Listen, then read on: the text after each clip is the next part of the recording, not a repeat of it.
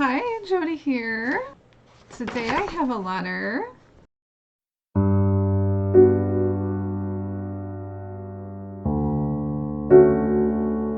This letter is October 13th, 1951. This one is going to a Barbara from James, and Barbara is in Memphis, Tennessee. James is in Fort Bragg, North Carolina. This went airmail, so this could be probably coming from somewhere else. It took 2 3-cent stamps. Look at how nice the writing is. I haven't pre-read this, so we'll see what it says. My little Barbara, words, all these and all those which come to me, I'm going to throw those in a bunch without arranging them in a bouquet. I love you. I am stifling. I love thee. I am mad. I can say no more. It is too much. Your name is like a bell in my heart. And as I tremble all the time, the bell is continually moving and the name ringing out. I remember everything about you, for I love everything about you.